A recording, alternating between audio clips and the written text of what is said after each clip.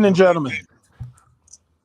Welcome back, everybody, to episode 40 of Uncomfy Truths, Politics Talk. We are back at it again. I'm your co-host, conservative brother Daly, joined by the esteemed conspiracy brother. How you doing out there, good sir? Hey. And rejoining us once again, our newest co-host, shaking it up with his thoughts and his ideas to the table. Pastor William Green, how you doing? Hello. And let's just give a round of applause for episode 40. I want to try something new I've been working on.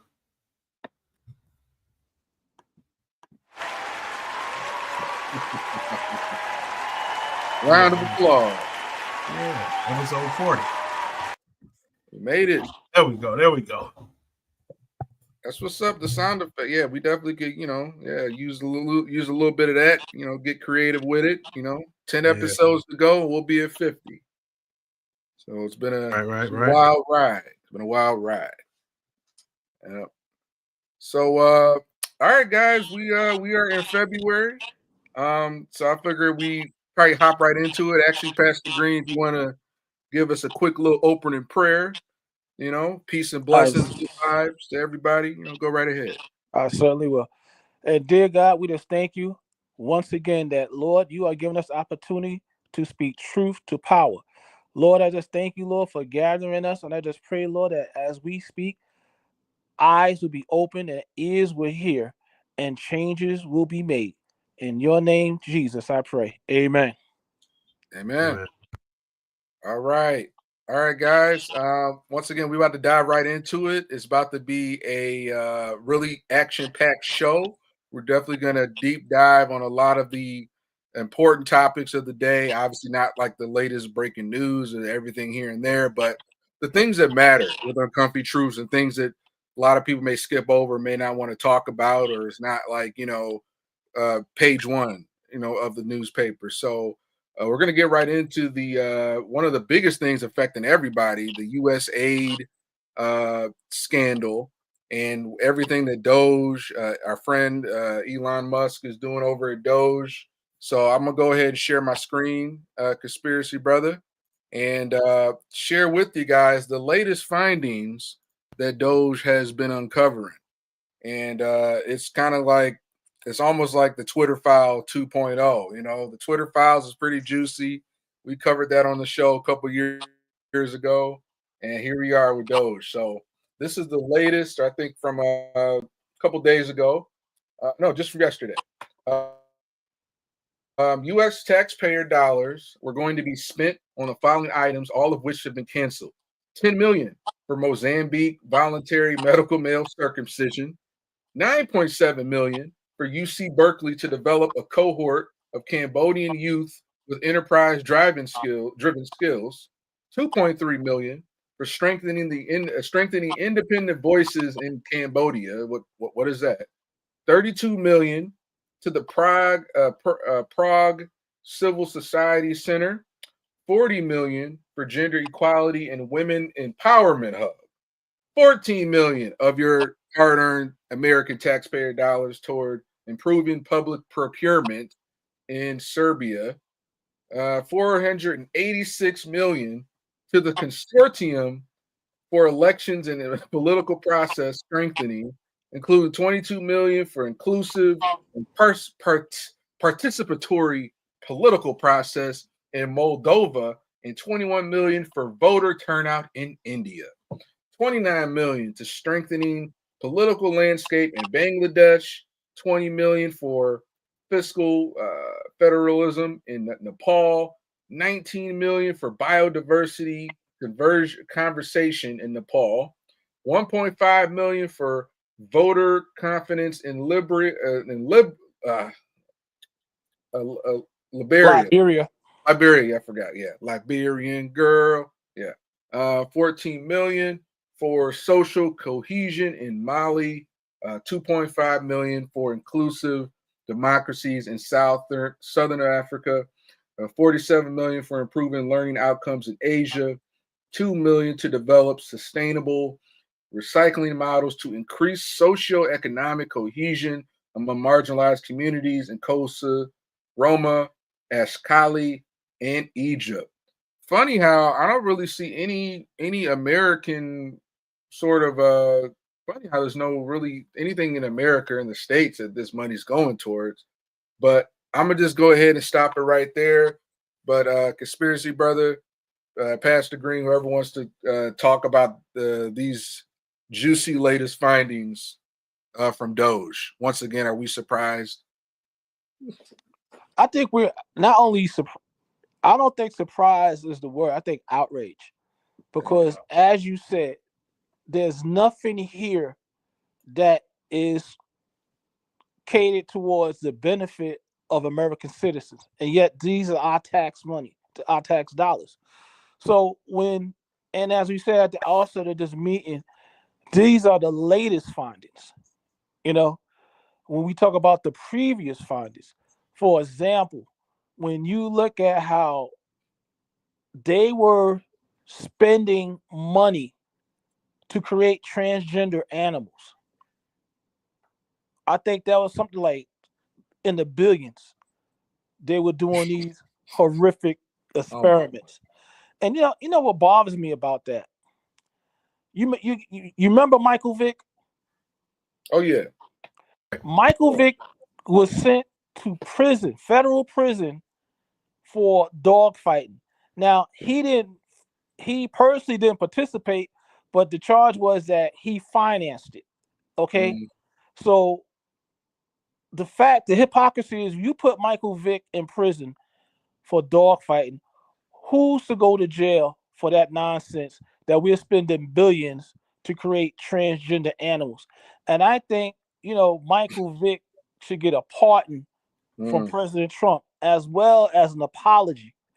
And when you look at USAID, I remember the whole nonsense of all the Democrats going down there, and the gentleman that was standing at the door blocking them from going in there.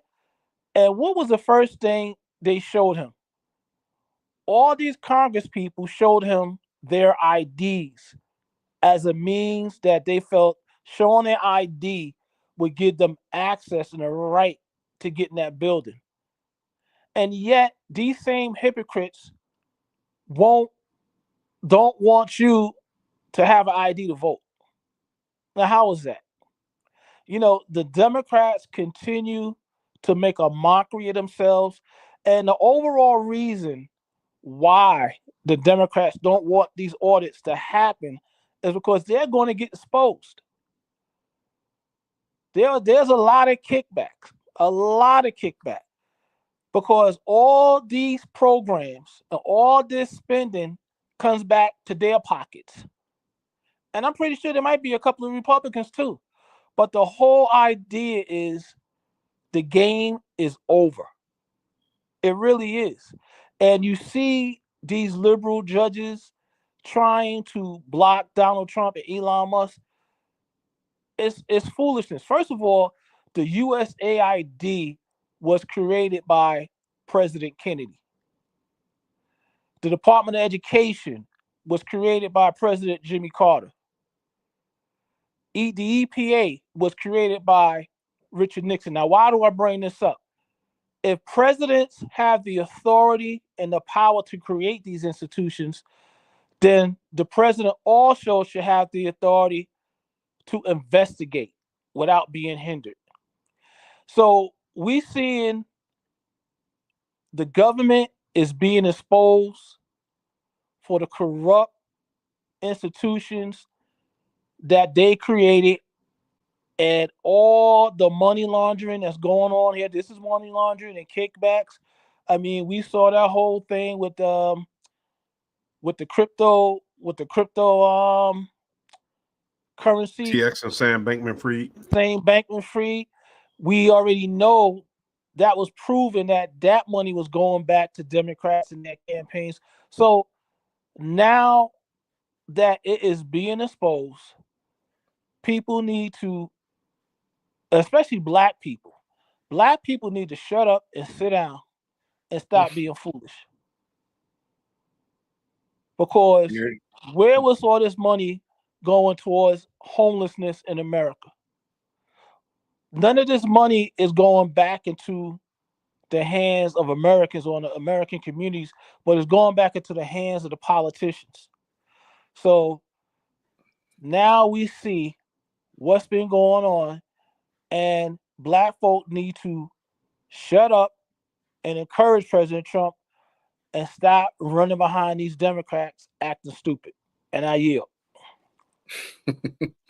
Great words, Pastor Green. Great words, and like everything from like they're trying to create that's very good use of taxpayer money, creating transgender animals. Like this is the island of Dr. Moreau, you know, and it's just crazy how just connecting the dots. If people just knew how to connect the dots, kind of like how we have on the show for the last maybe 2.5 years. You know, we talked about FTX, the Ukraine money launderer scheme, kicking it back to Democrats.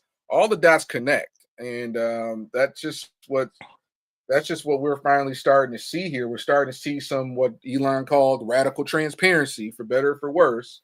We're seeing, you know, a lot of the people. I'm just surprised on where are the reparation task force advocates? Where's all the outrage from them about reparation for Black folks?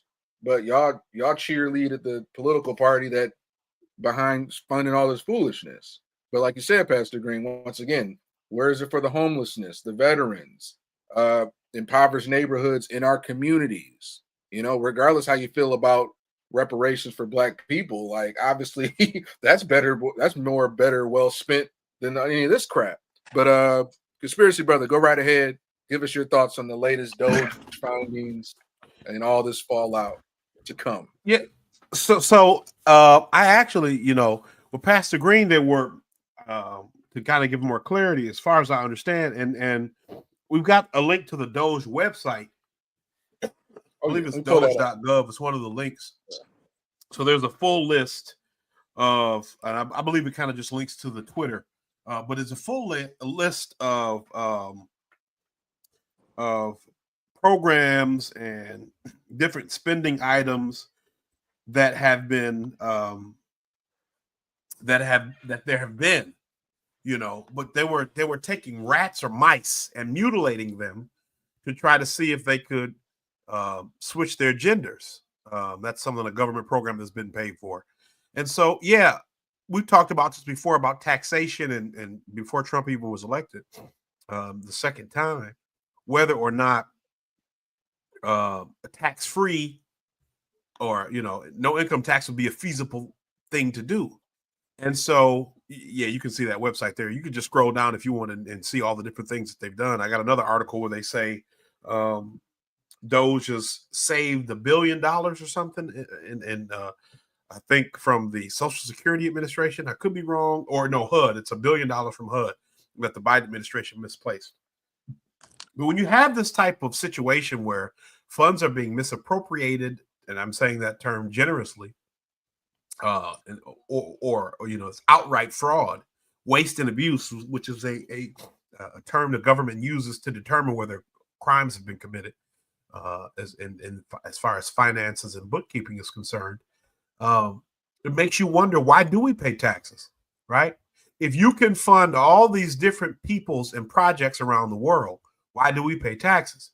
And you know, they talk a lot about, it was an article, I mean, not an article, but an editorial cartoon. I don't think it was the New Yorker, but it was a guy, he was Uncle Sam, and it was saying Uncle's USAID, and he had like a briefcase or whatever, or U.S. funds or something, U.S. aid or something. He was on his briefcase, and there was a Russian bear and a, you know, Chinese dragon standing next to a door, and the door said something like U.S. influence globally or something. And Uncle Sam was saying, "Hey, I'm done. You know, I'm getting out of here." And the Russian bear and the Chinese dragon said, "Great idea." And so they try to push this idea that somehow, if we're not giving millions of dollars in Mozambique for people to have voluntary male, you know, genital mutilation, male circumcision, because, you know, when it's females, they call it genital mutilation. When it's males, they just call it circumcision. But it's a similar process, and I know there's some religious context to it. So, I'm not trying to get into that, but I'm just saying that when it's a religious context for women, it's called genital mutilation. When it's a religious context for men, they just call it circumcision. But what you have 10 million for Mozambican voluntary medical male circumcision, or another, let's just round it up to 10 million for UC Berkeley to develop a cohort of Cambodian youth with enterprise-driven skills. We could have that 10 million spent in America to develop a cohort of American youth with enterprise-driven skills. 2.3 million, I know you read this already, strengthening independent voices in Cambodia. 32 million to the Prague Civil Society Center. Now, I know in Slovakia or Slovenia, they just elected or recently elected their first prime minister or president who was an LGBT, a lesbian woman, because they spent money. Serbia, it was Serbia, an LGBT organization, a DEI organization in Serbia. So they elected their first lesbian prime minister or president. 40 million for gender equality and empowerment hub. 14 million for improving public procurement in Serbia. 486 million to the Consortium for Elections and Political Process Strengthening, including 22 million for inclusive and participatory political process in Moldova and 21 million for voter turnout in India. All these things could be used to strengthen the American economy, to bring jobs to this country, building, repairing bridges and roads all around this nation that have been in states of disrepair at various points in the process of disrepair for decades, right? Famously, Joe Biden was giving a speech in Pennsylvania when a bridge collapsed behind him, right? You look at the railroads. Me and conservative brother talked a lot about the East Palestine, Ohio incident. We talked a bit about the incident in Lahaina. We talked a bit about the other train derailment, not as much as we talked about East Palestine. We talked about the flooding due to the hurricanes in North Carolina and the coastal regions, right? And the lack of government support under the Biden administration for these disasters, right? Even we talked a bit about the issues in Los Angeles with the fires, right? You had fire extinguishers or fire hydrants with no water, right? The LA Fire Department is sending surplus supplies to the Ukraine, right? And you find that we're spending billions of dollars in countries to help to establish things while our country falls apart. And we're supposed to believe that this is somehow a sign of the benevolence or the moral authority of America, the U.S. government, or the American people, those who supposedly we elect to represent us, that we eschew the needs of us here at home, and we do everything we can to give millions, if not billions of dollars to other people, right? As Pastor Green said, this is not a surprise, but it is an outrage. And we should be, and I'm not, not saying violently so, but we should be in the streets. We should be, if Maxine Waters, if Alexandria Cortez likes to advocate for a more involved electorate, then we should be at their houses and we should be protesting, right?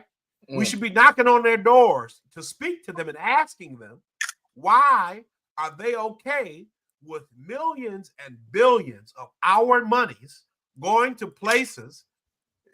Just in Detroit, over this past week, a woman lived in her van with her mother and her children. So you have 3 generations of people living in a van, and it's been some of the coldest winter we've had in Michigan, at least in the Metro Detroit area, that we've had in a couple years. Yeah. And a 2-year-old child and a 9-year-old child died from the cold because her car ran out of gas, and so she no longer had heat. Living in a van, and she worked. She was employed, as I believe it said she was a CNA, but I'm not 100%. But we're giving billions, if not hundreds of billions of dollars around the world, and spending, millions of dollars, tens of millions of dollars to help illegal immigrants evade the law and to establish themselves in this country. And we have American citizens, right, who work here, who pay taxes here, who cannot afford to live here and do not have programs that would assist them in finding housing while they are employed, with children dying in the cold. And we are not outraged. Let Alexandria Cortez, let Maxine Waters, let Ayanna Presley, let Ilhan Omar, let Katie Porter, let Adam Schiff, let anybody, Nancy Pelosi. I'm sure her security is a lot more beefed up now, so you won't be able to knock on her door. Oh, but yeah. All of these people who see fit to fund these excursions and these events, let them know how you feel. You are in a country that you work and pay taxes in, and you cannot afford to live here. And you want to make it as easy as possible for people who have come here illegally to find a way to stay and find a way to make it. And as I've said on this show, I have no issues with immigration, apart from the fact that it is an exploitative exercise. We know this. We know that the elites, we know that even our own government, as you can see through some of these leaks, have used immigration as a means to undermine the American worker, right? To lower our pay, to lower our benefits, to lower our standard of living. And simultaneous to that, we have seen through these leaks that we have used some of these monies through U.S. aid to destabilize these same countries. So those people will have a reason to come up here and to be used to destabilize the way of life of American citizens. We need to stand up. We need to say enough is enough. We need to let these people know who would do this in our name that is no longer acceptable. As Pastor Green was saying, Trump was elected because the people wanted him to do this. And it's up to the people who put him in office to stand up and say, you don't speak for me. This man won in a historic fashion because we are sick and tired of you and the policies that you have been putting in place for 40, 50, 60, 70 years in some cases. It is time that we had a country that works for us. It is time that we retire the JFK quote, ask not what you can do, what your country can do for you, ask what you can do for your country. It is time that our country works for us. It is time that I get a return on investment for the monies that I put in through taxes and hard work that I pay every single paycheck and every single day that I wake up and go to work. Preach, so I'll brother. leave it at that. Man, we cooking Uncomfortable Truths. We are cooking. And can I interject one point? Yeah, go right ahead. Now, I clearly remember Mayorkas said that FEMA was out of money. And yet these devils had the nerve to send $59 million to New York for migrants in luxury hotels. Yeah, magically they found money for that. 59 and FEMA, and that money is not supposed to be used for illegals. That's federal emergency funds. So now you're gonna tell me you got people who are still sleeping in tents in North Carolina from the last flood and hurricane down there. You only had $750 for them. You only had $750 for the people in Hawaii, but yet you're gonna sneak $59 million into New York to take care of the migrants. Not only should those people have been fired, I hope they will be prosecuted in jail. That's the next thing that has to start happening. You know, I'm telling you, Bob Menendez is going to have a lot of cellmates when everything is said and done. He was the first one. But we need to lock up the rest of them. And Alexandria Cortez Ocasio, she's teaching migrants. No, I don't even call them migrants because they won't allow illegal criminal aliens. They are illegal aliens, and she's teaching them how to avoid ICE. She should lose her position in Congress, and she should be jailed. Tom Homan's coming for her. You already put that out. He's coming for her.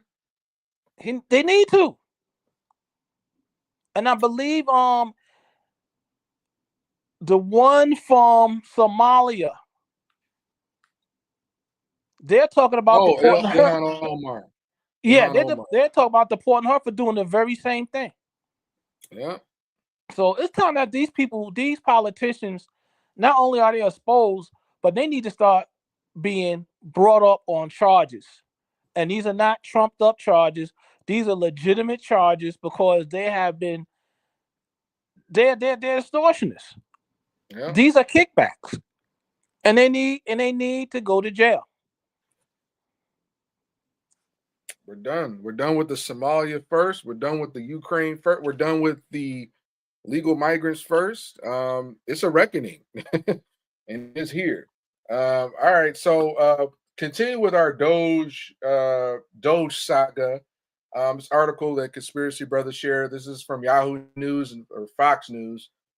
Top Trump agency recovers eye-popping sum after launching DOGE task force. So Deirdre Heavey just broke this today. U.S. Department of Housing and Urban Development Secretary Scott Turner announced a new DOGE task force on Thursday to eliminate waste, fraud, and abuse of this federal agency. DOGE revealed that $1.9 billion in HUD money has been recovered as of Friday, saying the funds were misplaced during the Biden administration and were earmarked for the administration of financial services, but were no longer needed. DOGE said it worked with Turner to release the funds, and they are now available for use by the U.S. Department of Treasury. Turner said HUD launched its own DOGE task force to review how the agency is spending taxpayer money. HUD employees will lead the task force with a mission to maximize their budget and efficiency, reporting their findings directly to Turner. This is Scott Turner pictured here. He looks excited. HUD will be detailed and deliberate about every dollar spent to serve rural, tribal, and urban communities. Thanks to President Trump's leadership, we are no longer in a business as usual posture. And the DOGE task force will play a critical role in helping identify, eliminate waste, fraud, and abuse, and ultimately better serve the American people. Turner said he established the task force to comply with President Donald Trump's executive order to maximize government efficiency and productivity. The HUD DOGE task force will work to ensure all programs, processes, and personnel are working to advance the purpose of the department. HUD is responsible for national housing policy, urban development, and its programs include affordable housing programs, community development, homeowner support, fair housing, anti-discrimination enforcement, homelessness services, and affordable housing programs. All right, a little bit left. Turner said during his announcement Thursday that the DOGE task force had already identified $260 million in savings. We have already identified $260 million in savings, and we have more to accomplish, Turner said. As Elon Musk and DOGE comb their way through the federal bureaucracy, keyword bureaucracy, some agencies are conducting their own investigations to meet DOGE halfway. Administrator for the EPA, Lee Zeldin, announced on Thursday he had canceled the $50 million environmental justice grant. I canceled a $50 million grant to an organization called the Climate Justice Alliance. They say the climate justice runs through a free Palestine. I think that the American taxpayer wouldn't want $50 million going to this left-wing advocacy group. It's canceled, Zeldin said. Secretary of Defense Pete Hegseth also committed to cooperating with DOGE to cut wasteful spending at the Department of Defense. We will partner with them. It's long overdue. The Department's defense got a huge budget. but it needs to be responsible, Hegseth told Fox News. And I want to go on a little quick tangent because I think this once again, this article is just another good way that we really need to remember. And I think, Pastor Green, you brought this up unapologetically. Like, Black folks, we need to keep being so foolish and just we kind of buying all the Democrat propaganda. Like, oh my God, they're trying to, you got Elizabeth Warren, Pocahontas screaming. That's just the ones you can tell they're the most guilty, they're the most freaked out about it. They shout the loudest. She's freaking out. You want Elon Musk, this billionaire, trying to take, to go into your private information? But a lot of Black folks, where we get led astray is that we have, sometimes it's like this sort of black job syndrome where a lot of them in their heads want a bigger government, but at the same time, a lot of these sort of entitlements or programs that should be going toward Americans, veterans, keeping homeless people from freezing to death in the winter in Michigan, instead is going toward all these other left-wing programs, all these other NGOs and things that are actually taking it away from the very Black folks that are advocating for this.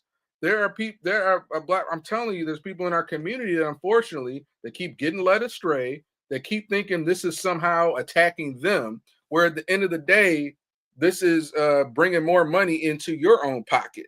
And it's kind of crazy because it's almost like Black folks would defend the big government, because all of a sudden, if they see a few people that look like them in these bureaucratic jobs, they think, well, that's good. That's good. Like, no, they're stealing from you too.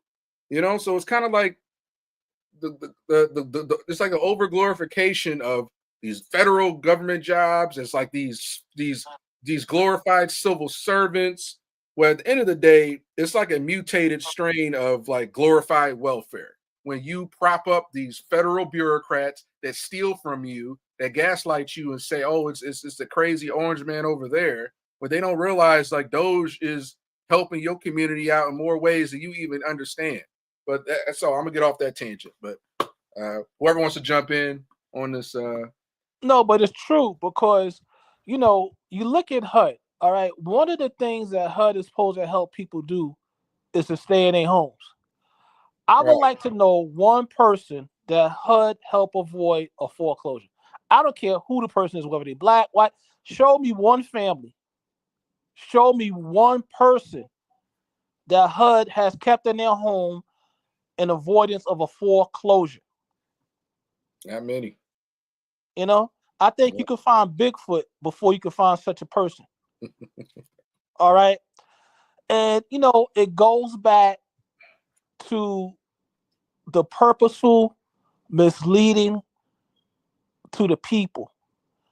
HUD money is supposed to go to putting people in homes. But now you see why such companies as BlackRock and others, they own the most property in America, where now they're making people rent homes rather than have the ability to buy them.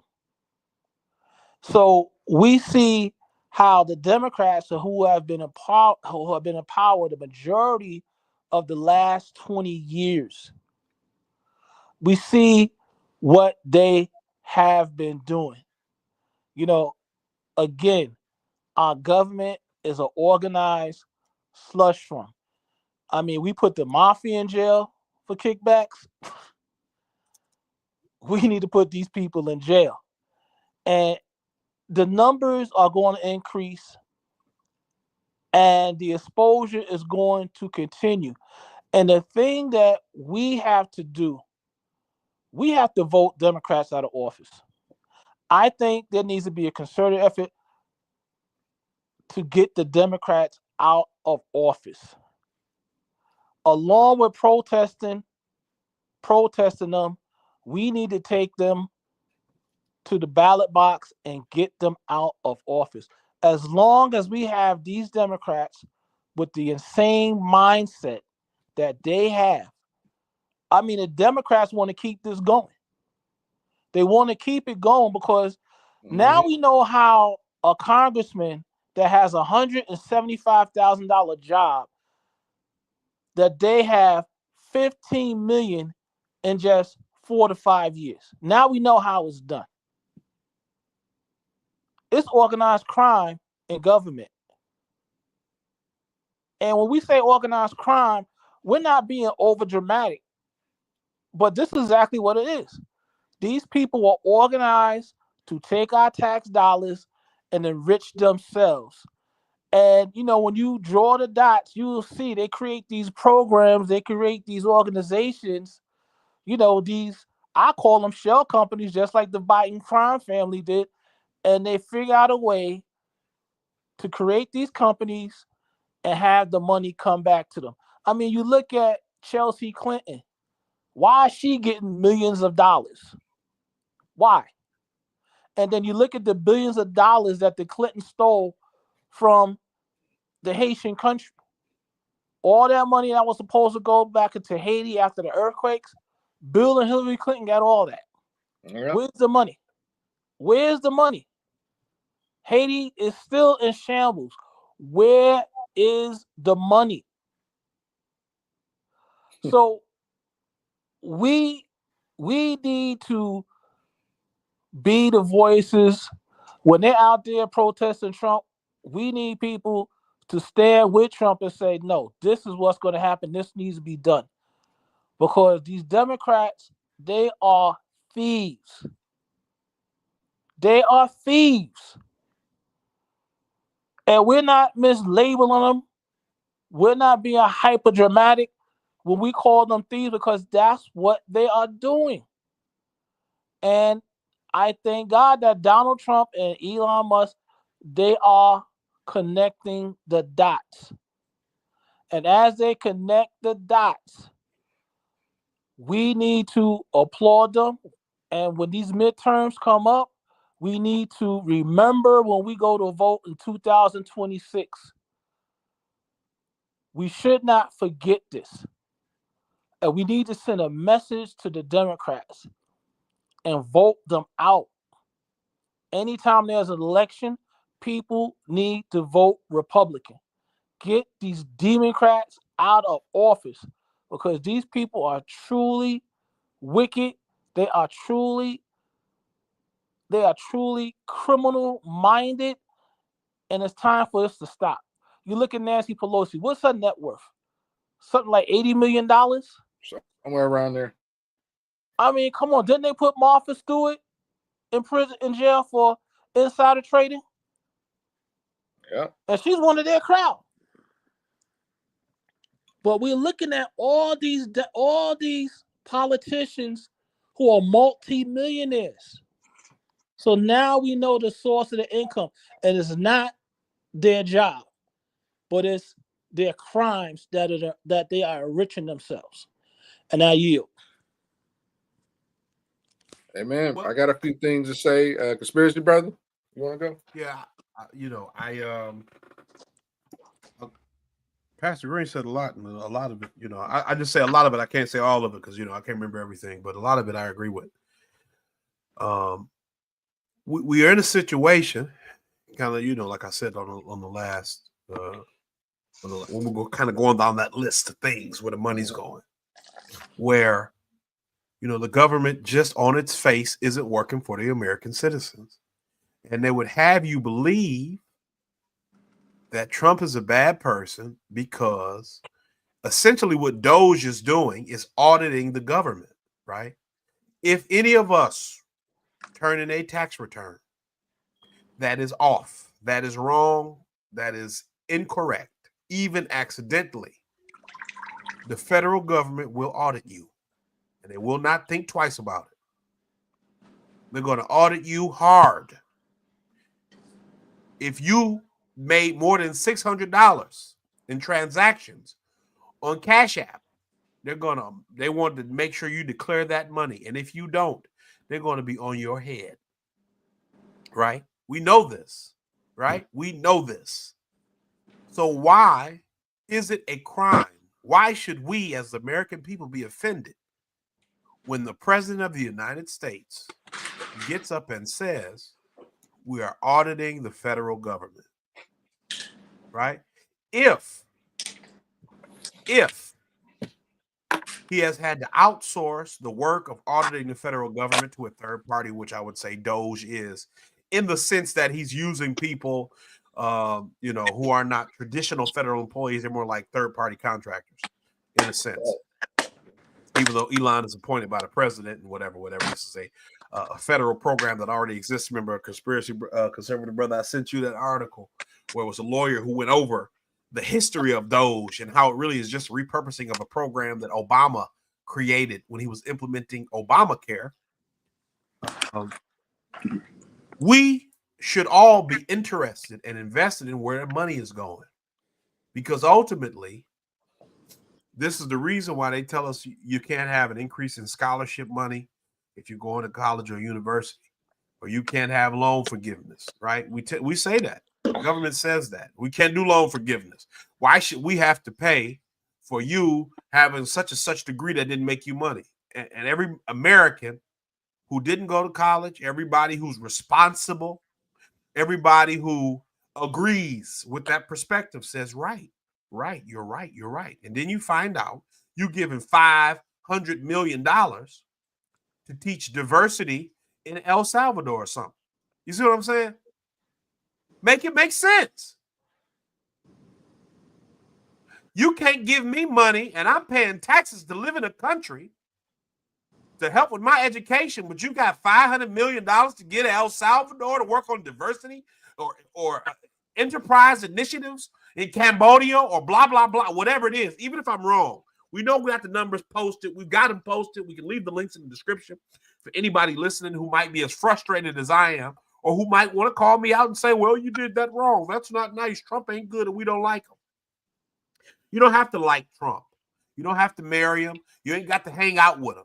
But what we all need to be able to do is be mature enough to accept that somebody in office is finally trying to do something that most people have been asking for a long time. He may not be perfect. He may be a bad guy. You know what? I think they've all been bad guys, and they still haven't done this. I think they've all been pretty bad guys, and they still haven't done this. Right? Even the Republicans have their own skeletons. We're going to talk about this in the next topic. Right. But Trump is even making inroads in a peace treaty with Russia over Ukraine. He's got Marco Rubio, of all people, one of the most infamous war hawks in Washington, D.C., speaking for him to the mainstream media and saying that Donald Trump is doing the right thing. A man who Victoria Nuland specifically said to him as a senator, and I'm paraphrasing, but it could be a direct quote, but I will say paraphrasing just in case I'm wrong on some parts.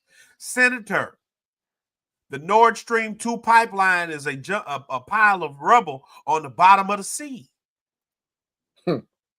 Marco Rubio was in full support just 2-3 years ago, whenever Nord Stream was blown up. And now he is on national television advocating in the Trump administration as Secretary of State for a policy of essentially multipolarism between the U.S. and Russia. And Donald Trump has even said to Russia and China that we should all cut our military budgets in half, which in my mind is a sign that he wants to dial things back. The rhetoric, the war games, the exercises, dial it back. Why?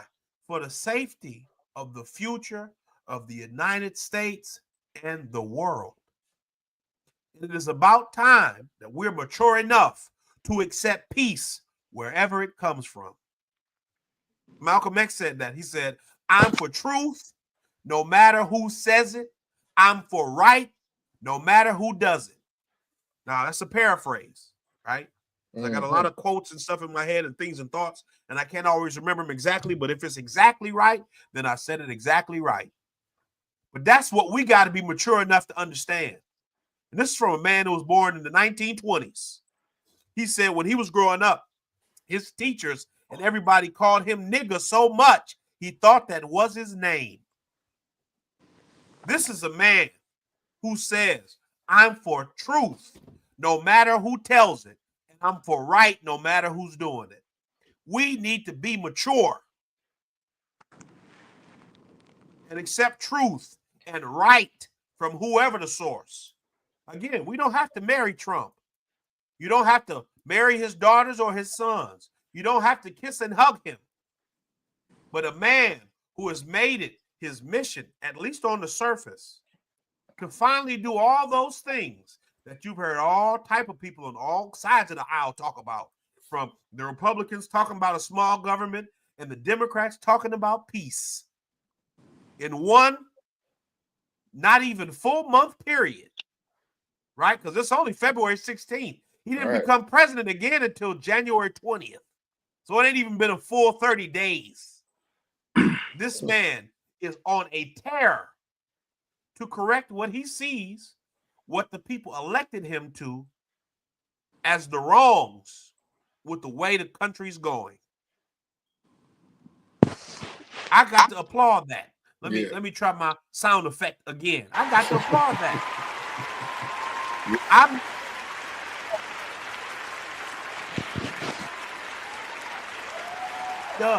I didn't like Bill Clinton. I didn't like Barack Obama. I think George Bush is maybe one of the worst presidents we've had since color TV.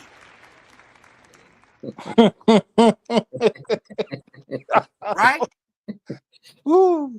Keep going. George Bush should be in prison. Dick Cheney should be in prison. Preach. His daughter should be in prison. Right? Just like Pastor Green said, we have people who should be in prison. And you know, we black, so we like to say they should be put under the jail. But we talk about prison. We ain't talking about jail. This ain't county. We talking about time. We want you to be in prison. Put you under the prison. We want you under the prison. Right? Amen. And I'm fine with Donald Trump doing the job, because ain't nobody else did it. Amen. Y'all been just as bad as he have, if that's what y'all want to say. So I'll stop right there. And conservative brother, can I bring up another point? Go right ahead. I was about to do a plug, but go right ahead. When you see how our own government works against its people, and what am I talking about? During the Biden administration, they hired an extra 80,000 IRS agents. Yep. 80,000 of them. And for what? Just as Conspiracy Brother said, if you put $600 in the bank, they want you to report that. It used to be 5,000. But in a sense, they don't want the American people to have any money for themselves. Every penny we get, they want to squeeze it. And now we see why they wanted to squeeze it so hard. Because they have all of this money going around the world, all around the world, just to come back in their pockets. So we see that the real reason why they were hiring these 80,000 IRS agents was to keep the American people under siege financially. Yeah. They wanted to squeeze the life out of us. And now we see what they were squeezing life out of us for. And so we should never forget this, and we should not rest until these politicians are in jail. And I yield. Amen. Amen. Woo, we cooking tonight, y'all. We are back and better than ever. Once again, guys, quick plug. Once again, you guys are listening to Uncomfy Truths, Politics Talk. We are live streaming bi-weekly on Rumble as well as YouTube over here. Subscribe, like, share. And we are also on Odyssey. And you ain't going to hear uncomfortable truths more than you're going to hear on here. And I like to repeat kind of like a mantra, if you will, show mantra. Remember, stay awake, not woke. It just because we're paranoid doesn't mean we're wrong. Keep thinking for yourself. And remember, if somebody else won't say it, then we will. Uncomfy truths. All right, moving on, y'all. Our next topic, RFK and Tulsi Gabbard have been confirmed to the Trump cabinet. So, I'm sure we got a little bit to say on this. RFK Jr. finally got confirmed as the Department of HHS. So that officially went through. And I think a day or two before was Tulsi Gabbard confirmed as a new director of national intelligence. So you can already see the mainstream legacy media, the lapdogs for the elites. They got to start to smear. They're always going to keep smearing them. And it's funny how you guys kind of mentioned with Trump as far as like, once again, at least he's doing what a lot of these past presidents, Republican and Democrat, always claimed they were going to do, but never did. And I've never seen, when we talk about peacetime president, I've never seen really a reaching across the aisle, because that's just like a little lingo the elites like to use in Washington. They don't really mean it. It's just like, let's be swamp creatures and get kickbacks off each other in backroom deals. But literally what Trump's been doing is literally reaching across the aisle, where you have a right populist Republican reaching out to a Tulsi. These are both sort of moderate liberals, and next thing you know, they're part of the team. And they were at one point they were running against Trump, in their own prospective races. So I just wanted to kind of just open up the floor. Whoever wants to go first, just kind of give your general thoughts on the confirmations officially of RFK Jr. and Tulsi Gabbard officially on the team. Well, I think with the appointments of both Tulsi and Robert F. Kennedy, again, a lot of corruption is going to be revealed. Now, when you look at Robert F. Kennedy, I believe he is going to expose further all the diabolical deeds of Anthony Fauci. One thing I would like to see, one term I like to see change is lab leak. It wasn't no lab leak. It was lab spread. It was lab created. It didn't leak out. A lab release. It was a release. Yeah, it was purposeful. All right. It was a lab attack. All right. Let's call it what it is. This wasn't done by accident. This was done by design. And I really believe that RFK is going to bring further exposure and answers to this whole thing concerning COVID. And another thing I'm looking forward to with RFK being in office now, I believe he's going to get to the bottom of this nonsense with bird flu. I really believe bird flu is being planted. I believe that it's part of the World Health Organizations and the World Economic Forum of how they want to destroy the food supply, because they had this thing by 2040. They want us to be eating bugs. All right. Yep.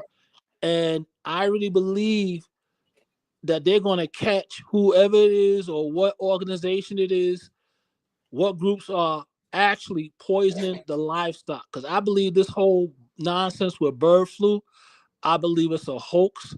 I believe it's just, some groups, the fringe groups, way of destroying the livestock so they can force their will on us.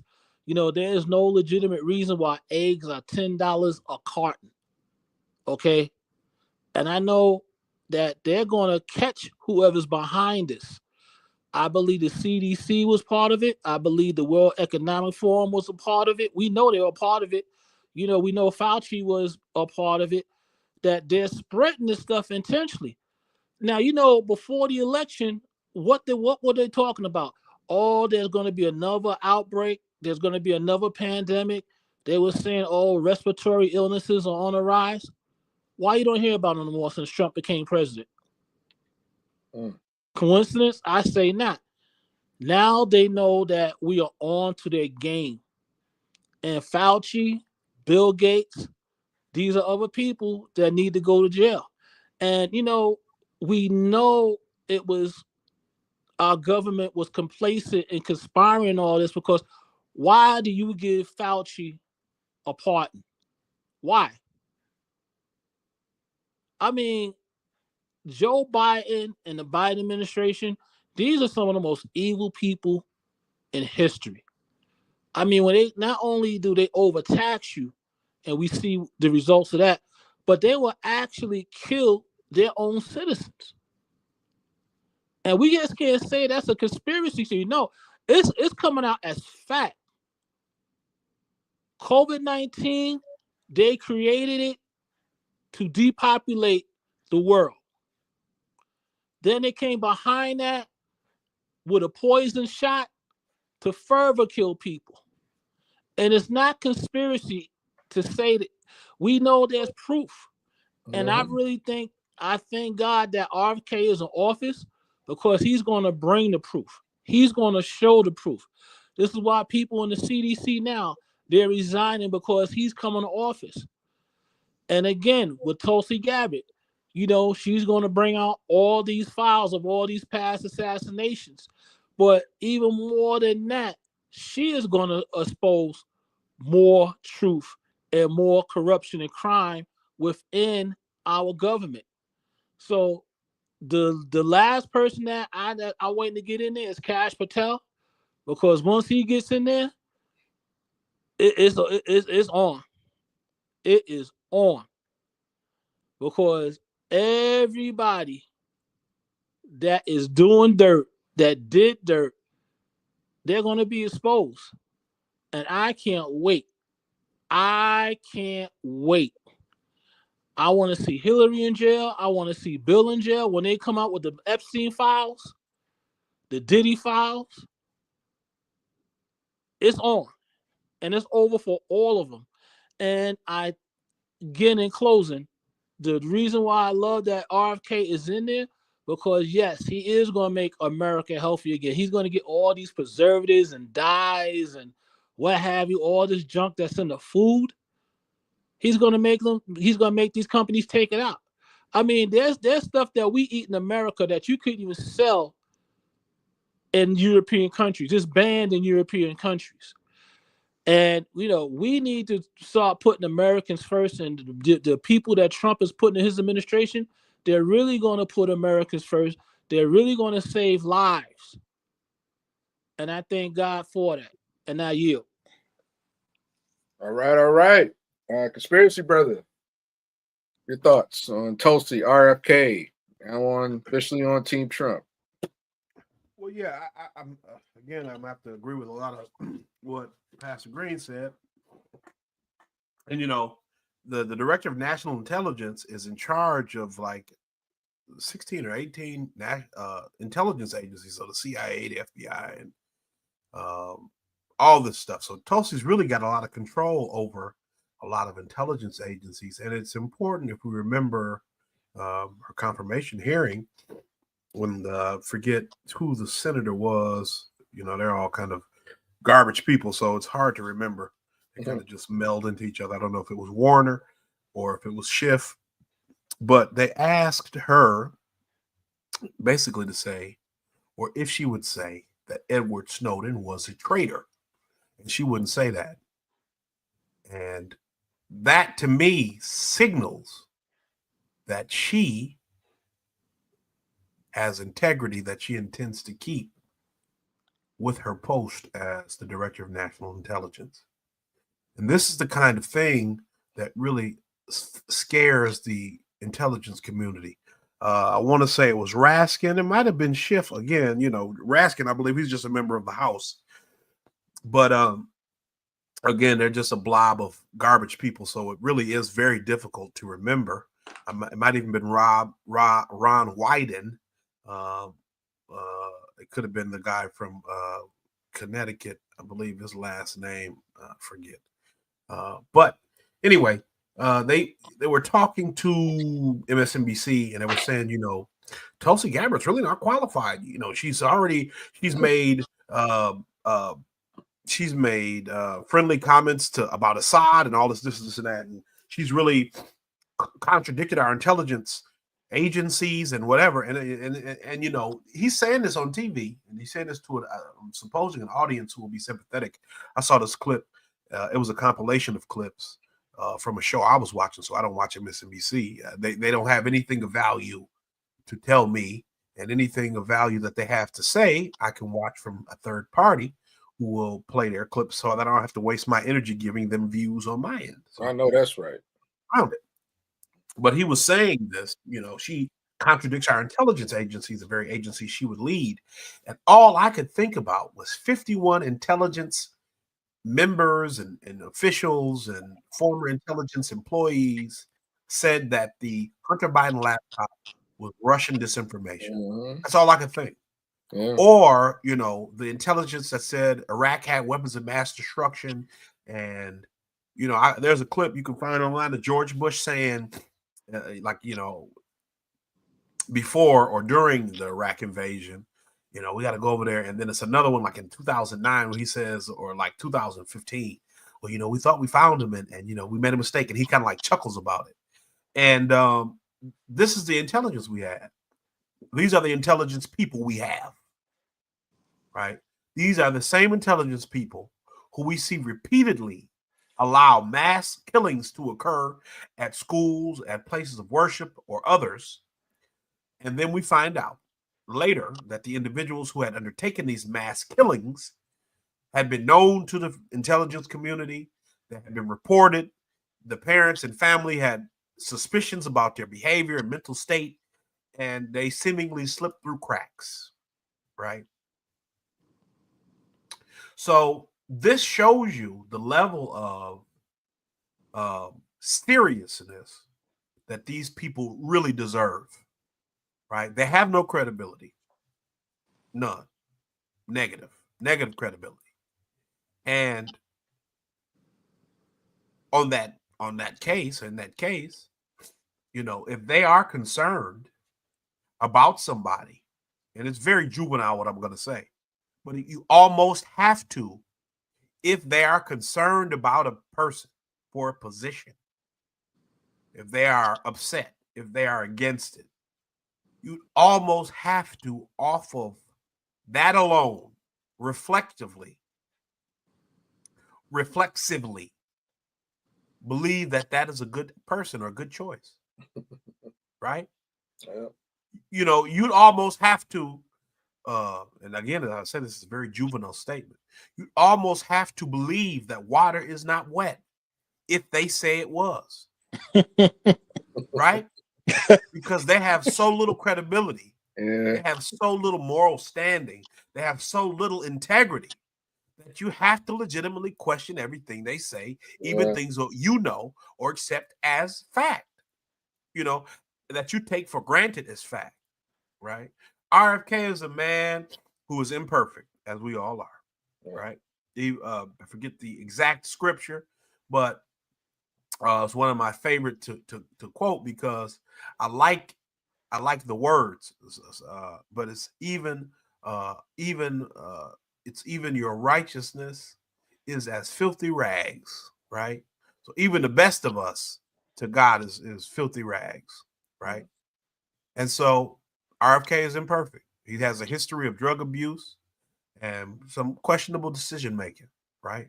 And people did not elect him for president. But the president saw fit, due to his expertise as an advocate for the environment, as an advocate for children and health in this country, to appoint him in a position where he would be able to take a large role in shaping, in a way that I agree with, public health policy going forward.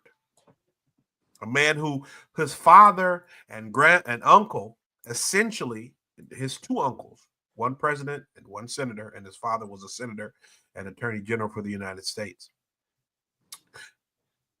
essentially shaped the modern Democratic Party, is now serving in a Republican administration because he, you know, attempted to run as a Democrat, could not, attempted to run as an independent, and the Democratic Party would not stand for that.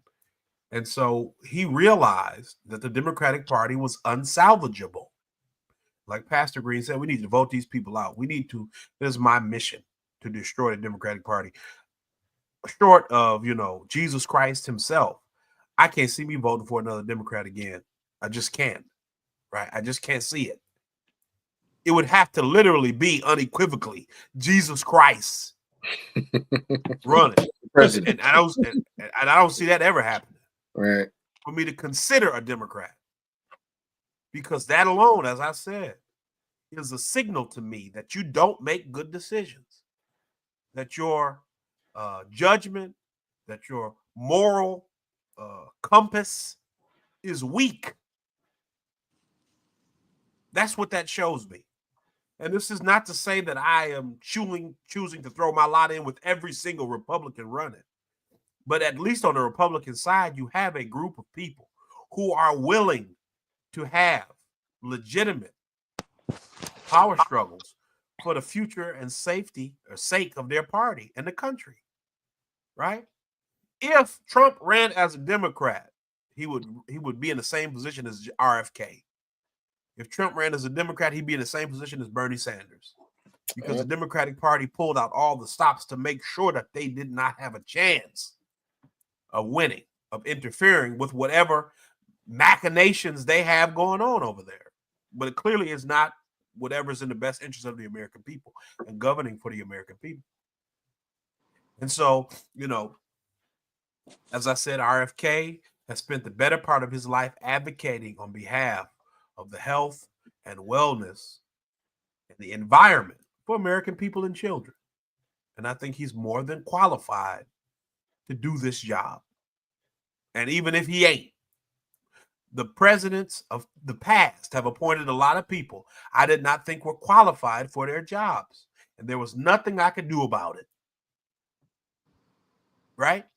Mm-hmm. I don't think Kamala Harris was qualified to be a senator, and the people in California elected her. I don't think she was qualified to be the vice president, and Joe Biden wasn't qualified to be president. And he appointed her, and they were president and vice president. George Bush was the dumbest person we ever had in office. Amen. Ever. And he was president for 8 years consecutively. He went to Yale. He was the first president to graduate from Harvard with an MBA. George Bush could not say tsunami. He could not pronounce that word. He could not remember the phrase, fool me once, shame on you, fool me twice, shame on me. And he was the president, Yale and Harvard. Okay? So we have a history of people being in various positions in office who we all have disagreed with, who we all have believed were or under or completely in over their heads. And they still were president or wherever appointed office they held. Whatever that was. People used to make fun of Dan Quayle all the time. Right? Because he was a pretty dumb guy. And that's just the name of the game. Trump won. He gets to put up whoever he wants to put up and who can pass the Senate confirmation. And he put up two good people in this position here that I'm happy with. And I hope they have free reign to do the jobs that I think they want to do for the betterment of the American people, for American citizens' health and the health of children and all of that. And I support that 100%. I think if Kash Patel is any good as far as his confirmation hearing is any indication, I hope he gets in as well. Because I have never been a fan of the FBI. And I'm not going to become a fan of the FBI because Trump has rightly called out some of their tactics and behavior. That's not how my brain works. You see what I'm saying? Mm-hmm. That's what I talked about. You have, because I do have, I believe critical thinking is important. So when I say, like I said before, when a person on the Democratic Party says something, I almost on the face of it have to believe it's a lie or wrong because they have shown me a history of poor judgment and poor morals. On that same hand, I have enough history on my side and enough education on my side to know that I don't have to support the FBI and the CIA just because Trump may have some kind of beef with John Brennan or Christopher Wray or James Comey, right? Because I know that these organizations have always been corrupt in various points and various levels. And does that mean every single man and woman who works in these groups are corrupt? No. But if the corruption is at the top, the corruption is all through it. Mm-hmm. You can't have a poisoned head and a clean body. You can't have a poisoned mind and a clean person. Right? So, that's my 2 cents on these two. I think they're great picks. I'm happy about it. I'd like to see even Kash Patel based on some of his confirmation questions. I like him. Pete Hegseth, I don't know much about him, but as long as he is in line with Trump's plan for peace and not feeding into the military-industrial complex, I support it, right? He was in the military as much as Lloyd Austin was in the military, right? Mm-hmm. He's got congressional medals and commendations for his service. Why isn't he qualified to be the Secretary of Defense? Because he worked at Fox News, right? Hey, I'm mature enough to give peace a chance, especially even if it comes from Donald Trump. So long as he is sincere and the people he appoints are willing to listen and do what he says do. We don't have, like in his first term, where you have people in the background doing things to undermine his policy positions. I have no issues. So that's me. And I'd like to interject something else too. Mm-hmm. That was very telling concerning RFK. If you remember when he was going through the question, and then we heard Pocahontas ask him if he would promise not to take any legal action against the pharmaceuticals. That old battle. What she was really saying was, please don't mess with my money. Mm-hmm. Because when it was all said and done, it was brought out that Bernie Sanders and Elizabeth Warren were the biggest benefactors of pharmaceutical money. Yeah. So, RFK, he knows where the bodies are. All right. And he's going to dig them up. And again, we see how Bernie Sanders, Elizabeth Warren, they were actually getting kickbacks from the pharmaceuticals. And to have the nerve to ask RFK, do you promise not to sue them? I mean, you can't make this stuff up. Oh, the audacity. Yeah. Yeah. Woo. Right, exactly. Yeah. You see that Bernie has shown his true colors. Him and Elizabeth Warren have received a lot of pharmaceutical money. Yeah. And so that shows in the confirmation hearing, if not the confirmation hearing, the Senate subcommittee hearings for RFK, where they want to question him about all these various things. And Elizabeth Warren wants to say, will you stop suing pharmaceutical companies? No. Why would I do that? Why would I stop punishing people who have done something wrong? And she's like, well, as the head of the HHS, you could put your name on different things in XYZ, but you didn't have no problem with all the other people who was in the HHS being lobbyists. You didn't have a problem with the guy who was the head of the CDC going to work for Pfizer. You didn't have any issues with that, right? She's getting her cut. Yeah. Right. You didn't voice your concern for any of that. But now you got a man who makes sure he sues these pharmaceutical companies on behalf of injured parties and the American people. And you want to ask him to stop. That's unbelievable. Stop it. I lost all respect for Elizabeth Warren when she tried to say that Bernie Sanders told her a woman could never win the office for president. and use that to derail his campaign and try to portray him as a sexist.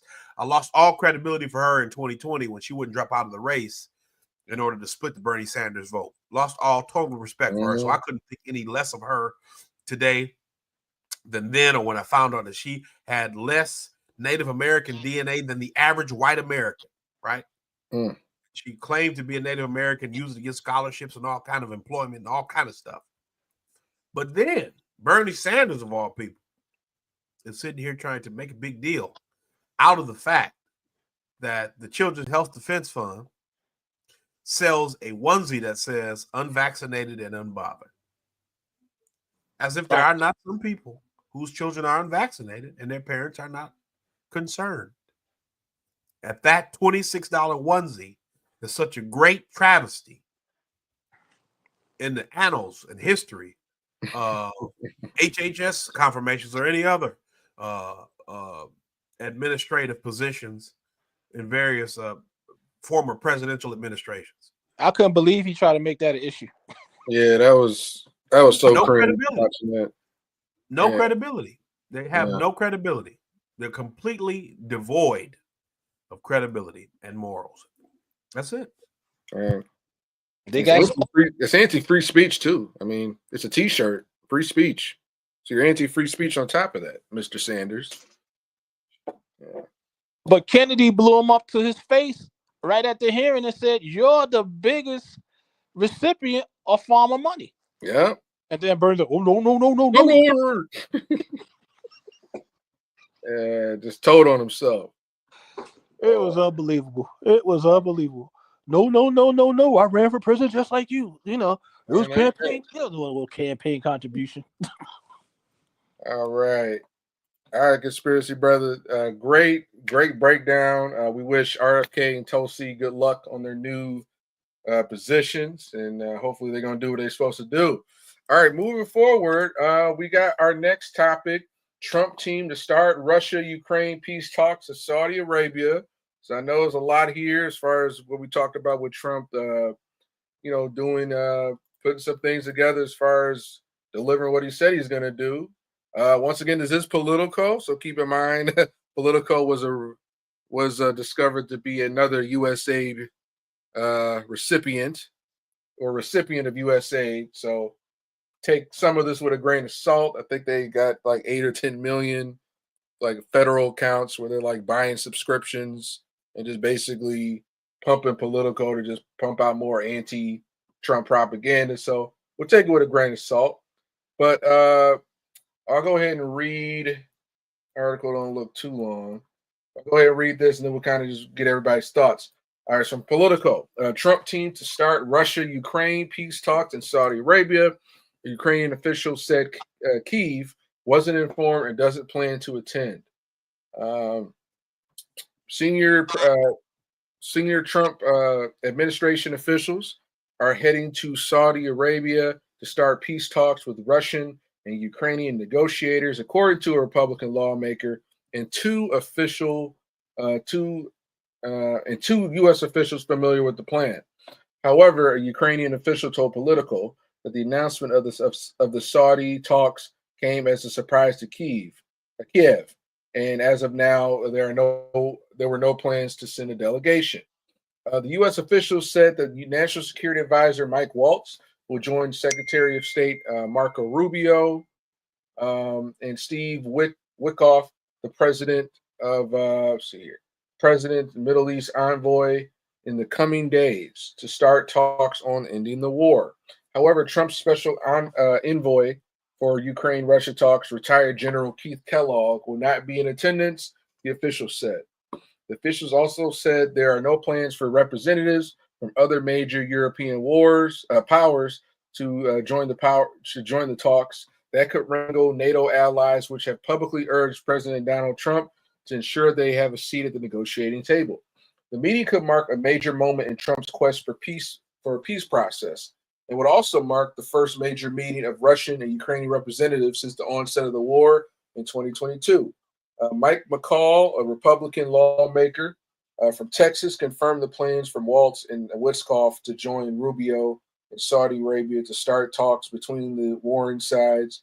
during an interview at the Politico pub on the sidelines of the Munich Security Conference. 2 U.S. officials granted anonymity to discuss sensitive negotiation matters, confirmed the plans, but did not elaborate on other details about the meeting, including which Ukrainian Russian negotiators would take part. I guess before I could continue, if anybody wants to, give any thoughts so far on this peace meeting, or I could read the rest of the article. Well, the whole thing, the reason why Ukraine wasn't even asked to be at that peace meeting in the first place, because, first of all, this whole thing was a proxy war. Mm-hmm. I mean, it was the Biden administration supplying Ukraine with all the military hardware that they needed to even be in this war. If it wasn't for the United States being a proxy member of this war, Ukraine wouldn't have had a bullet to fire. Okay, and Trump knows that, being that we propped up Ukraine, we were paying for everything that Ukraine was fighting for. Trump already decided that, hey, he's cutting off all assistance from the U.S.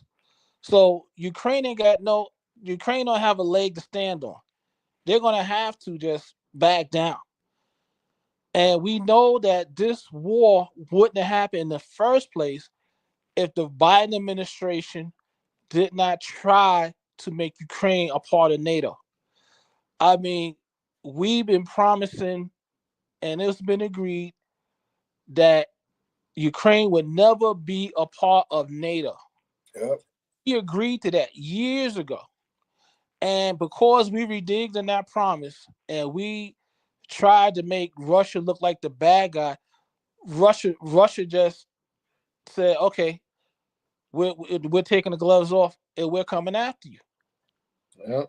Ukraine had, we put that battery in Ukraine. The Biden administration put that battery in Ukraine's back, thinking that they could fight with Russia. They've been fighting with Russia with all our military resources. So Trump is not going to supply those military resources no more. And he don't even need the Ukraine president at the table, because what is he going to say? He can't force America's hand. He's just been eating out of it. But now that the supply has been cut off, what is he going to say? He can't say nothing. And when you think about the history of all of this, okay, it's the same principle that we almost initiated the war with the Cuban Missile Crisis. We did not want nuclear missiles in our backyard, and that's why we didn't want Russia putting missiles in Cuba back in the 60s. It's the same principle that Russia said. They don't want Europe putting missiles in their backyard by using Ukraine. So, in a sense, again, you see the hypocrisy of the United States when they try to finagle this nonsense about letting Ukraine be a part of NATO. Russia just fought back with intensity, and that's what started this war. And United States and its European allies are responsible, and they just can't make Russia just look like the bad guy anymore now that Trump is in office. Facts. Good analysis, Pastor Green. Definitely, this was a proxy war of proxy wars. Talk about like having a stick, just trying to keep hitting the hive. We did renege on that deal with NATO. The deal where Russia said, "Hey, Ukraine cannot join NATO." That was in writing. So it just goes to show that, I've said this, sounds a little controversial, but NATO is the new Soviet Union. NATO is the new bully on the block. That's the real boogeyman that's corrupt, that, allows Ukraine to continue their money laundering and what they've been doing. And Russia, at a bare minimum, despite Putin and his sort of, ways he runs his country, if anything, Putin's just kind of, hey, I just want to be left alone. So great analysis, Pastor Green. Conspiracy brother, since you shared this article, love to get your analysis on where you feel Trump is with the peace talks, and Well, I think again, I have to just commend this whole action, right? Because I'm one of those people who has been against the war in Ukraine from the time the U.S. overthrew the elected president of Ukraine. I believe it was Yanukovych. It was either Yanukovych or Poroshenko. Somebody of them, like I don't remember. But in 2014, when they had the coup, the Maidan coup. Yep. And like Pastor Green said again, because he's been really on a roll today. If you look at this from the perspective of the United States, and I was going to say this even when we're talking about U.S. aid and all that stuff earlier, but if you look at this from the perspective of the United States, if it was happening to us, would we allow it? If China made some kind of military alliance with Mexico and put bases in Mexico, if Canada wanted to do some type of military alliance with Russia and put bases in Russia that were near the border with the United States, China or Canada. I mean, China or Russia, and Canada and Mexico. Or just to give a really, you don't have to be even hypothetical with it when you look at the Cuban Missile Crisis. When the Cubans hosted Soviet missiles, which will be 90 miles off of the coast of Miami, the United States did not go for that. It almost led to a nuclear war, a nuclear exchange, Cuban Missile Crisis. So what we need to understand as a nation, because I think, from what I heard, I think we are all in agreement on the show that we do not need to be in a position where we're provoking military conflicts with nuclear powers. That's not something we need to do. And as I said, it appears Donald Trump is, for the sake of the future of this nation and the world, trying his best to advocate for peace on an international scale in a way that we have not seen an American president do maybe since JFK, right? And so, what I really like especially is hearing that Ukraine is being left out of the conversations, right? Because they have no autonomy in this process, right? Ukraine has not made a decision on its own at one step in this process, right? They have not. And so now let us not pretend that what they think or feel is important. It never has been. They are a fake country, right? From the creation, they have been a fake country in 1912 or whatever. They're a fake country. They are Russians with a different accent. But they have been used. They have been used by the West as a means to destabilize Russia because Russia is too large compared to the rest of Europe, and that has made the rest of Europe uneasy. And the United States historically has had an issue with Russia and the Soviet Union as a matter of economics. Because we have China, who is a communist nation, and we have, had no problem dealing with them as a communist nation. So it's always something deeper behind the screen, behind the scenes. But like, because conservative brother, when we talked about the song "War Pigs" by Black Sabbath, or when you played the song "Politician in My Eye" by Death, what we understand is that the people in charge make decisions for their own benefit, and we are all cannon fodder in the most literal sense of the definition, the most textbook sense of the definition. We're cannon fodder. We pay the price. When Joe Biden and Kamala Harris and George Bush and Barack Obama and Bill Clinton make bad decisions that destabilize the world, we pay the price. And then they get out of office and they stand up and smile and shake hands and go to state events and funerals or whoever when the president dies, and they act like buddies, like ain't nothing wrong. and we still suffering under whatever the policies that they put in place. We have Donald Trump here now, who is saying and has said, you know, in no uncertain terms, why are we going to war? Why are we going to fight and die? Why are we doing this? Because he is actually invested in this country, right? That's undeniable. He actually is concerned, at least.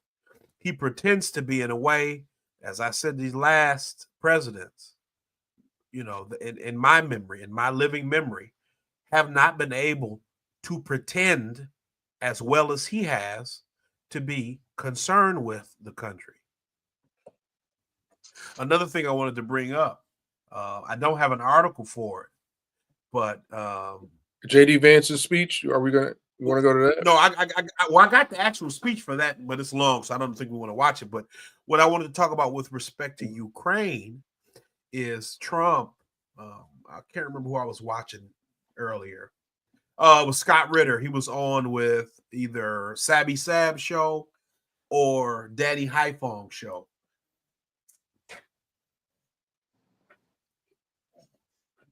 But Scott Ritter said that Donald Trump, so, you know, there was supposed to be an agreement. Donald Trump said, we're not giving Ukraine any more weapons or help unless they can prove they can pay for it, and he wants their rare earth minerals. And so that was going to be the agreement. And then I guess as news broke about some of these backdoor deals with Putin and Trump to bring a ceasefire. Remember Trump, when he was elected, he said he could, before he was elected, he said he could end the war in Ukraine in 24 hours. And everybody made jokes about it because, you know, it's been way longer than 24 hours. And now they want to make jokes about the fact that he's working on a peace deal now without Ukraine's help. But Zelensky backed out of it. He said, no, he doesn't want to do that. He still wants the United States to get involved. He still wants the United States to be peacekeepers and whatever, you know, on the ground in order to guarantee peace for Ukraine and safety. And Trump said he's not doing that. Trump said, look, if you want to do that, I'm not allowing for United States troops or weapons. That'll be a European thing. You know, the EU is saying, hey, well, we'll do it. And then he said, and if you do, if the EU does this, if they allow for peacekeepers, troops to be on Ukrainian soil, he said, and you are attacked by Russia and killed, he said, that will not trigger Article 5 of NATO. That is not a NATO issue. That will be a European issue. You are going to have to deal with it on your own. I love that. I love that. Because that is somebody who's putting the interest of the American citizens first. You're the American president. You're not the president of NATO or Europe. You're not the president of the globalists or the WEF. You're not the president of Davos. You're the president of the United States of America.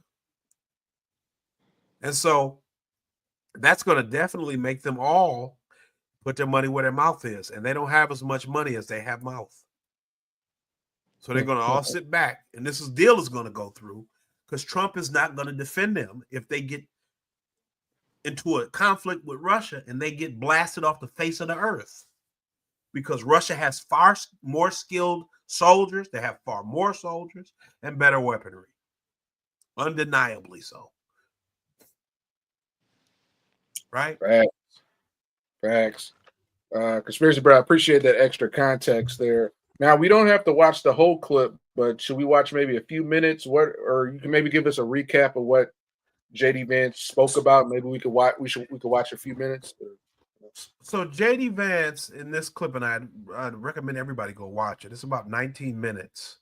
Speech at the Munich Security Conference, and he's speaking to Europeans about the perspective of the United States as it pertains to our interests and our intentions and our money globally. And he makes a lot of great points. And I got to say that, you know, I'm from Michigan and he's an Ohio guy, graduated from Ohio State. So that pains me to have to even say that nice stuff about him. Because we don't like Ohio very much. As a matter of fact, the Michigan Wolverines beat the Ohio State Buckeyes today in basketball, 86-83. to retain #1 spot in the Big Ten. So I'm extra happy about that. Yes, but sir.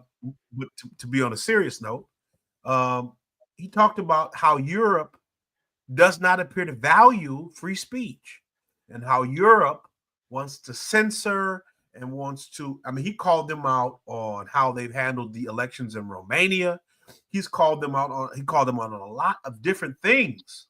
And he says America cannot support that. And so if you all are not able to, we fund Europe, we give you money, we work with you because we believe we have shared goals and values and interests.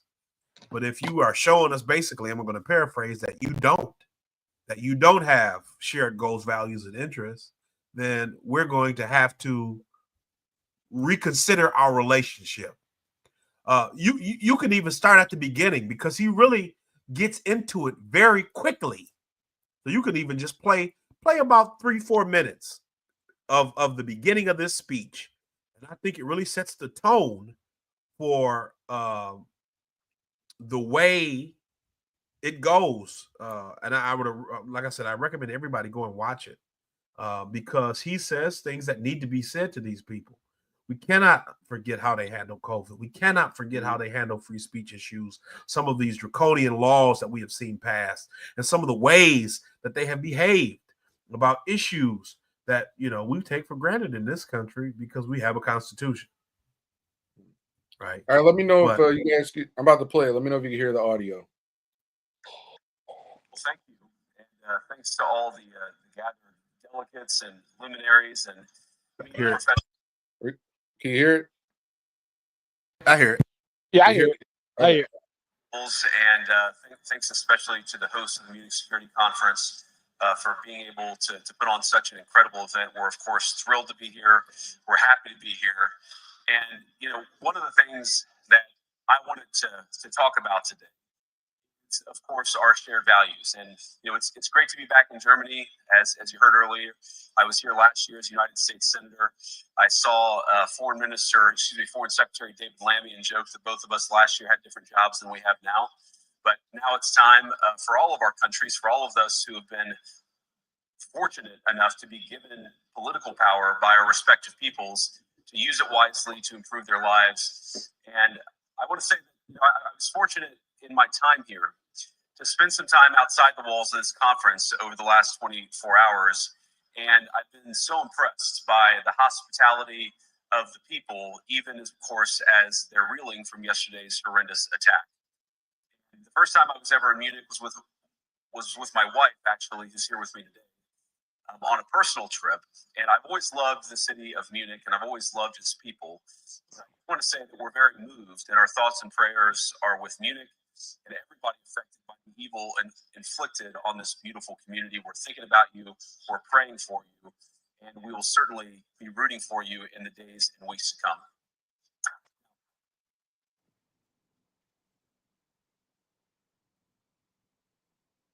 I hope that's not the last bit of applause that I get, but we gather at this conference, of course, to discuss security. And normally we mean threats to our external security. I see many great military leaders gathered here today. But while the Trump administration is very concerned with European security, it believes that we can come to a reasonable settlement between Russia and Ukraine. And we also believe that it's important in the coming years for Europe to step up in a big way to provide for its own defense. The threat that I worry the most about vis-a-vis Europe is not Russia, it's not China, it's not any other external actor. And what I worry about is the threat from within, the retreat of Europe from some of its most fundamental values shared with the United States of America. Now, I was struck that a former European commissioner went on television recently and sounded delighted that the Romanian government had just annulled an entire election. He warned that if things don't go to plan, the very same thing could happen in Germany too. These cavalier statements are shocking to American ears. For years, we've been told that everything we fund and support is in the name of our shared democratic values. Everything from our Ukraine policy to digital censorship is billed as a defense of democracy. But when we see European courts canceling elections and senior officials threatening to cancel others, we ought to ask whether we're holding ourselves to an appropriately high standard. And I say ourselves because I fundamentally believe that we are on the same team. We must do more than talk about democratic values, we must live them. Within living memory of many of you in this room, the Cold War positioned defenders of democracy against much more tyrannical forces on this continent. And consider the side in that fight that censored dissidents, that closed churches, that canceled elections. Were they the good guys? Certainly not. And thank God they lost the Cold War. They lost because they neither valued nor respected all of the extraordinary blessings of liberty. The freedom to surprise, to make mistakes, to invent, to build. As it turns out, you can't mandate innovation or creativity, just as you can't force people what to think, what to feel, or what to believe. And we believe those things are certainly connected. And unfortunately, when I look at Europe today, it's sometimes not so clear what happened to some of the Cold War's winners. I look to Brussels, where EU commissars warn citizens that they intend to shut down social media during times of civil unrest the moment they spot what they've judged to be, quote, hateful content. Or to this very country, where police have carried out raids against citizens suspected of posting anti-feminist comments online as part of, quote, combating misogyny on the internet. I look to Sweden, where 2 weeks ago the government convicted a Christian activist for participating in Koran burnings that resulted in his friend's murder. And as the judge in his case chillingly noted, Sweden's laws to supposedly protect free expression do not, in fact, grant, and I'm quoting, a free pass to do or say anything without risking offending the group that holds that belief. And perhaps most concerningly, I look to our very dear friends, the United Kingdom, where the backslide away from conscience rights has placed the basic liberties of religious Britons in particular in the crosshairs. A little over 2 years ago, the British government charged Adam Smith Connor, a 51-year-old physiotherapist and an Army veteran, with the heinous crime of standing 50 meters from an abortion clinic and silently praying for 3 minutes. Not obstructing anyone, not interacting with anyone, just silently praying on his own. After British law enforcement spotted him and demanded to know what he was praying for, Adam replied simply, it was on behalf of the unborn son he and his former girlfriend had aborted years before. Now, the officers were not moved. Adam was found guilty of breaking the government's new buffer zones law, which criminalizes silent prayer and other actions that could influence a person's decision within 200 meters of an abortion facility. Wow.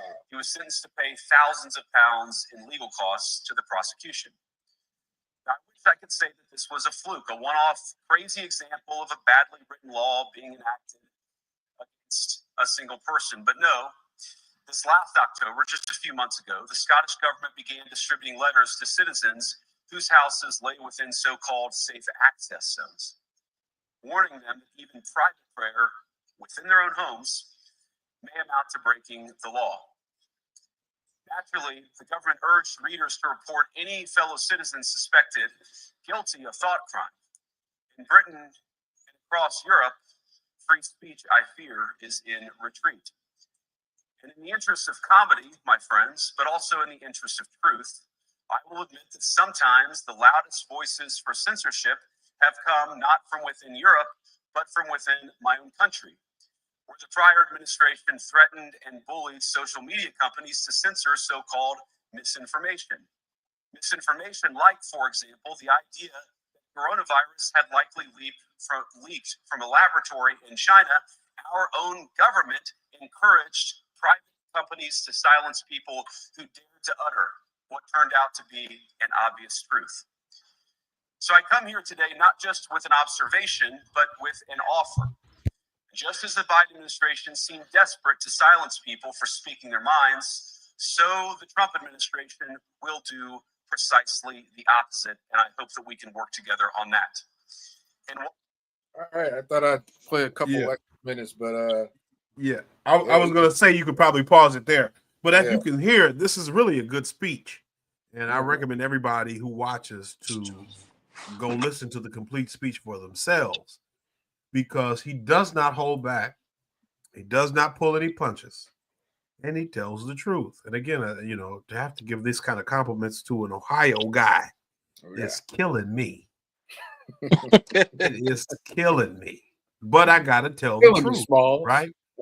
I'm for truth, no matter who tells it. I'm for right, no matter who is doing it. Yeah. Right? Right. And so, if you guys kind of want to just kind of go into what he said and how he broke it down about the United States objectives and how we view freedom of speech, for example.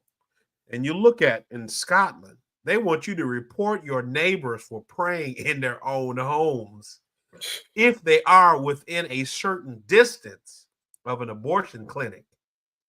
And apparently the house has been there longer than the abortion clinic. All right. Right? Man. But this is the kind of things that we're up against as a global populace. You can't even silently pray. Yeah. And we found out again with the audit that the BBC and other foreign entities were being paid with tax funds from the United States. And we were paying them to violate free speech in other countries. Yeah. I mean, this was insane. So, when you think about how when COVID came out, that anybody who even questioned that nonsense about, all of this came from one bat, okay, and that the wet market was producing this. No. Right. But this is the scenario that everyone, all media around the world was in Congress with. They all were saying the same thing. And it just goes to show you not only is America so powerful, but how money corrupts. Because you actually had other countries forsaking their principles and their values for dollars. And yet they try to make Russia look like the beast. They try to make Russia look like, oh, they were the country of evil. But Russia, if anything, Russia was the country of common sense and decency, because they wasn't going along with this whole agenda of the World Economic Forum. They were not going to be a part of it. But we know France and England and other countries, they were part of this globalist agenda that was geared to destroy freedom around the world. It was even if Biden if Kamala Harris and Biden had 4 more years, they would destroy democracy in America. Free speech would have been the first casualty of the globalist agenda. So again, I thank God that Trump is back in office and that JD Vance told them to their faces, we know what you were doing. Yep. We're on to you. And we won't be participating in this globalist propaganda anymore. Hey, man. Pastor Green, I don't think you could have put it any better. JD definitely stood on business, as we say. So, yeah, let's definitely wrap it up. I think this is a good place to call it. We did a great job kind of deep diving into kind of the most pressing, at least politically, foreign and domestic issues on tonight's show. So we have here from BBC once again another USAID recipient. So once again, take it with a grain of salt. But I know this was an article that we definitely wanted to sort of mention. So, Conspiracy Brothers, you want to give any context to this article as far as like the European leaders? Yeah. So this is in response to JD Vance's speech. This is in response to Donald Trump's actions, setting a meeting or meetings between the United States and Russia. There's another article I posted. I forget who from. I think it was Reuters, which is also a recipient of USAID money. But they're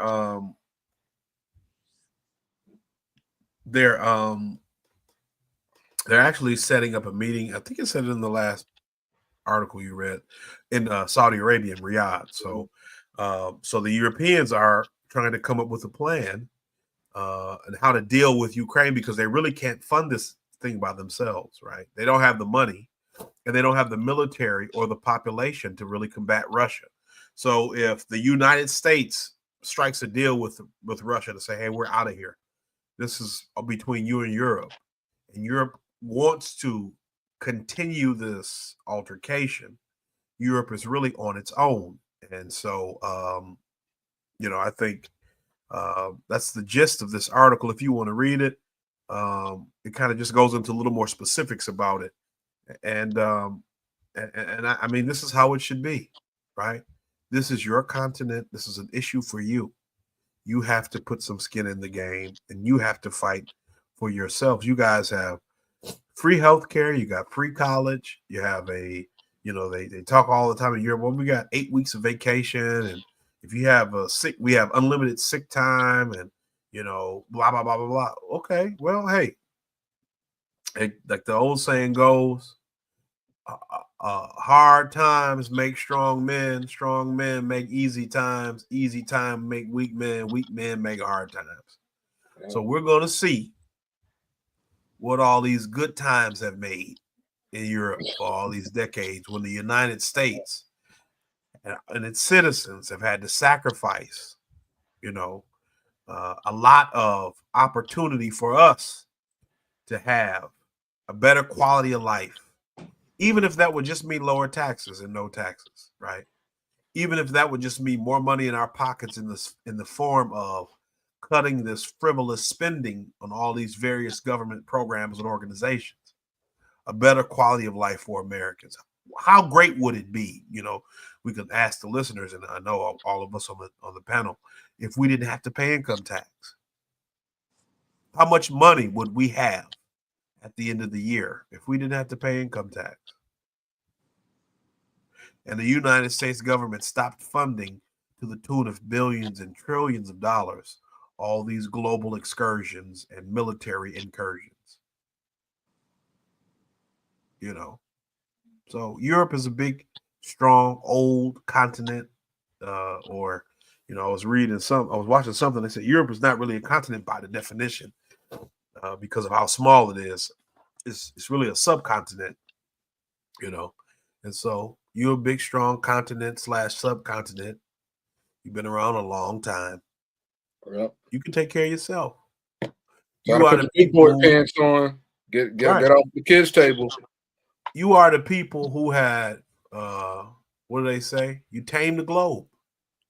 Portugal, Spain, France, the United Kingdom, Italy with the Roman Empire, even though they don't get a lot of credit for modern Europe. Even the Germans got in on it in Africa and some of their colonies in Namibia and Togo, I believe. Right?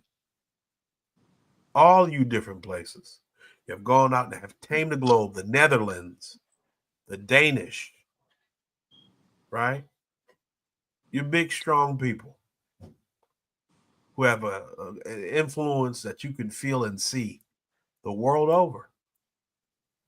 And so it is about time that you group the Belgians, you all make a go of it on your own.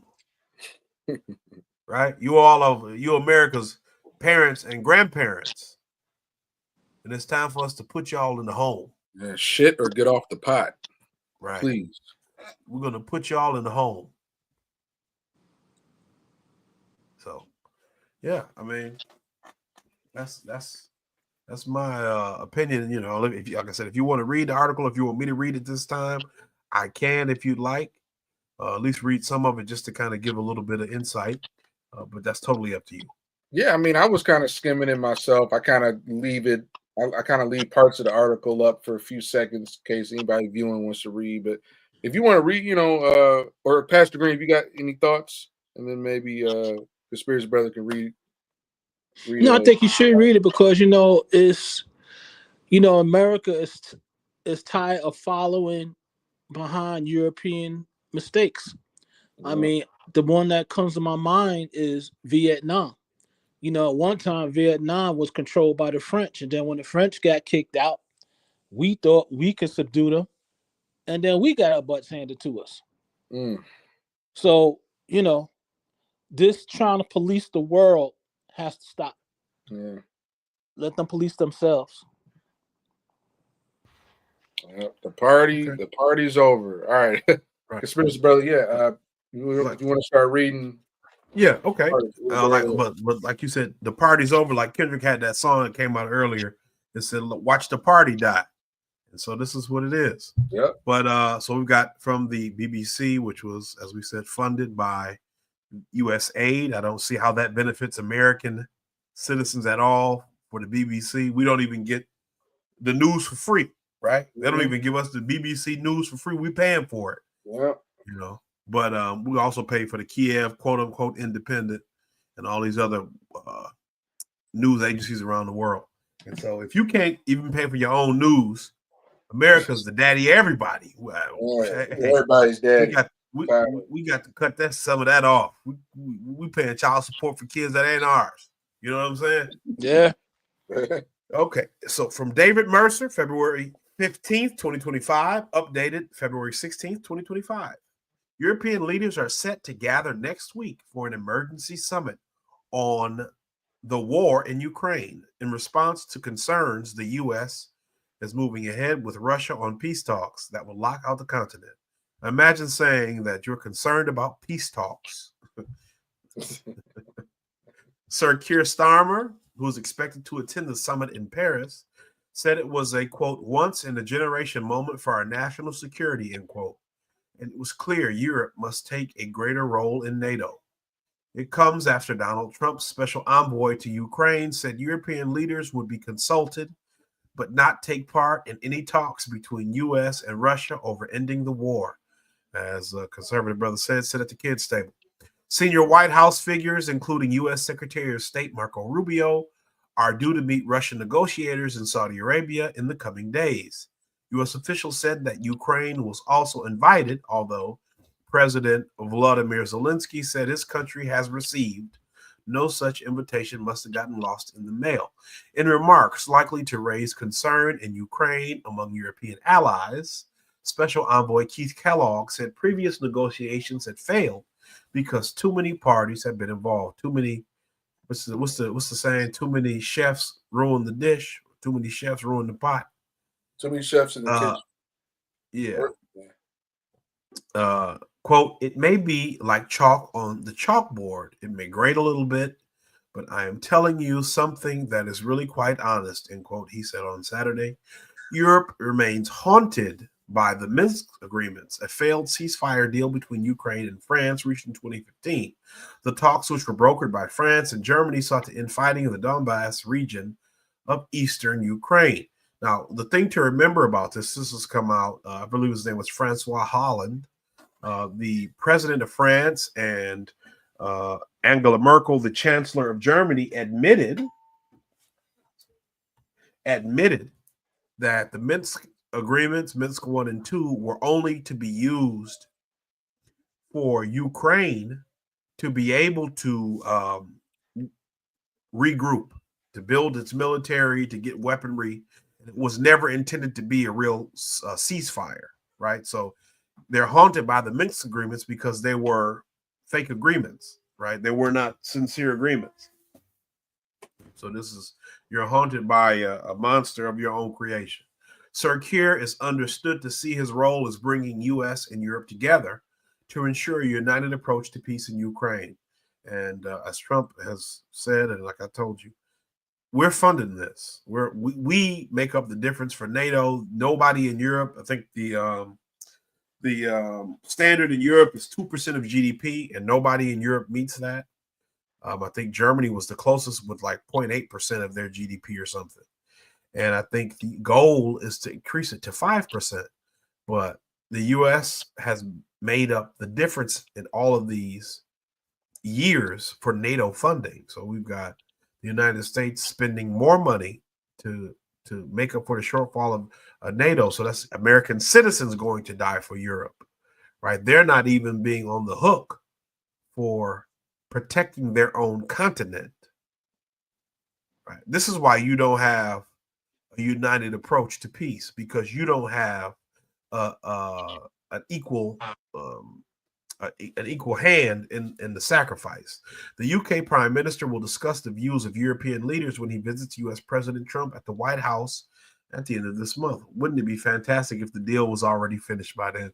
A further meeting of European leaders together with Zelensky is expected after Sir Keir returns from Washington. Sir Keir said the UK would, quote, work to ensure we keep the US and Europe together, end quote, adding the two could not, quote, allow any divisions in the alliance to distract, end quote, from, quote, external enemies, end quote. Quote, this is a once-in-a-generation moment for our national security where we engage with the reality of the world today and the threat we face from Russia, end quote. He said, quote, it's clear Europe must take on a greater role in NATO as we work with the United States to secure Ukraine's future and face down the threat we face from Russia, end quote. Polish Foreign Minister Radoslaw Sikorski said Emmanuel Macron had called the Summit of European Leaders, which has not yet been announced by the French president. Sikorski said, quote, President Trump has a method of operating which the Russians call reconnaissance through battle. You push and you see what happens, and then you change your position. Legitimate tactics, and we need to respond, end quote. Earlier on Saturday, Zelensky called for the creation of a, quote, army of Europe, end quote. Amid rising concerns, the U.S. may no longer come to the continent's aid. Speaking at the Munich Security Conference, he said U.S. Vice President JD Vance's speech at the event made it clear that the old relationship between Europe and America was, quote, ending, end quote, and the continent needs, quote, needs to adjust to that, end quote. But Zelensky also said Ukraine would, quote, never accept deals made behind our backs without our involvement, end quote, after Trump and Russian President Vladimir Putin agreed to start peace talks. Earlier this week, the U.S. president announced he had a lengthy phone conversation with the Russian leader and that negotiations to stop the, quote, ridiculous war, end quote, in Ukraine would begin, quote, immediately, end quote. Trump then, quote, informed, end quote, Zelensky of his plans. I don't know why they have all these quotes here like that when they, you know, it's weird, but I guess this is the BBC, so maybe they have some different rules about that. Trump appeared confident that his leadership style could pave the way for a peace deal in Ukraine. His rapprochement with Putin brought to an end more than 3 years of silence between Moscow and Washington. Trump's shock announcement rekindled memories of his meeting with Putin in Helsinki back in 2018. The two men held nearly 2 hours of closed-door talks in the Finnish capital and went on to deliver a joint news conference where Trump defended Russia over claims of interference in the 2016 U.S. presidential election. His comments came despite U.S. intelligence agencies, who we can all trust, as we've talked about this show, in 2016, that Russia was behind an effort to tip the scale of the U.S. election against Hillary. And that's something else that JD Vance says. I just want to kind of sidebar. But he says, you know, people are saying in Romania that Russians interfered with the election, and so that's why they had to suspend the election results. And he said, if a couple $100,000 worth of Russian advertisements can destroy your democracy, you never had one to begin with. And those are big words. because this is the truth. He said, just like in America, if a couple $100,000 or $100,000 of Russian advertisements can destroy our democracy, it wasn't very strong to begin with. Okay. But Russia was behind, against Hillary Clinton with a state-authorized campaign of cyber attacks, fake news stories planted on social media on Saturday. U.S. Secretary of State Marco Rubio also held a phone call with Russia's foreign minister, quote, building on, end quote, the 12 February call between Trump and Putin. Senior officials from the Trump administration will start peace talks with Russian and Ukrainian negotiators in Saudi Arabia in the coming days, U.S. Representative Michael McCall told Reuters news agency. McCall, chairman of the House Foreign Affairs Committee, said he understood Zelensky had been invited to take part in the Saudi talks, which were aimed at arranging a meeting with Trump, Putin, and the Ukrainian president, quote, to finally bring peace and end to this conflict, end quote. A day earlier, Vance had launched a scalding attack on European democracies, saying the greatest threat facing the continent was not from Russia and China, but, quote, from within, end quote. In a speech at the Munich Security Conference, he repeated the Trump administration's line that Europe must, quote, step up in a big way to provide for its own defense, end quote. David Lammy has said the UK and EU countries must spend more on defense, with Europe facing an, quote, existential question, end quote, even in the event of a negotiated peace in Ukraine. The UK Foreign Secretary told the Munich Security Conference on Saturday, quote, Putin will not go away, end quote, and that while it was positive, 23 NATO countries were now spending at least 2% of their GDP on defense, quote, we all know we have to go upward, end quote. And so that's the full article. Okay, so my commentary as we read it, and I think, it was informative for the absurdity of it all. But Europe, I don't know what the total population of Europe is minus Russia. But let's see. Let's just look that up for my own sake. And this doesn't even count even the open border situation, how Europe went crazy with open borders and all the illegal migrants flooding their countries, Add that to the list. Well, yep. So let's see. So it looks like they let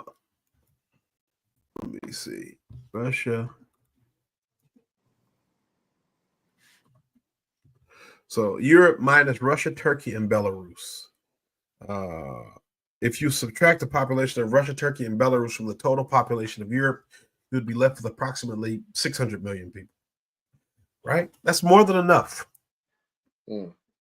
That's more than enough people for you to stand up to Russia. Russia only has approximately 145 million people. So if Europe can't defend itself in those odds, then we are in a bad way. And when I say we, I mean Europe. I'm over here. We got 300 million folks over here who we are trying to, just get it together on our end and keep our politicians and our political establishment in order. So I think that's good. I think that's it for me. Whew, man, what a show! What a show, Pastor Green. Any other comments on this topic before we close out the show? Nope, I don't want to prolong it. I think that was sufficient to end this show. All right. Well, once again, guys, thanks for tuning in to Uncomfy Truths. Once again, make sure to follow us. We'll have episode 40 up tonight. Follow us on Rumble. We are also on YouTube as well as Odyssey. Subscribe, like, comment, and share. And once again, Pastor Green, if you want to just close us out with a little prayer, Absolutely. we'll be out of here. Absolutely. And dear Lord, we just thank you, Lord, that we were your voice tonight. And I just pray, Lord, that you will open the eyes and ears of all who will hear this conversation. Father, we just thank you, Lord, that you have raised us up to speak with boldness and without compromise. and I pray you will enhance our efforts. In Jesus' name I pray. Amen. Amen. Amen. All right, y'all. Once again, thanks for tuning in for Uncomfy Truths. And just a little few parting words. Remember, stay awake, not woke. Just because we're paranoid doesn't mean we're wrong. Keep thinking for yourself. And remember, if somebody else won't say it, then we will. See y'all next time. Peace. Peace. God bless.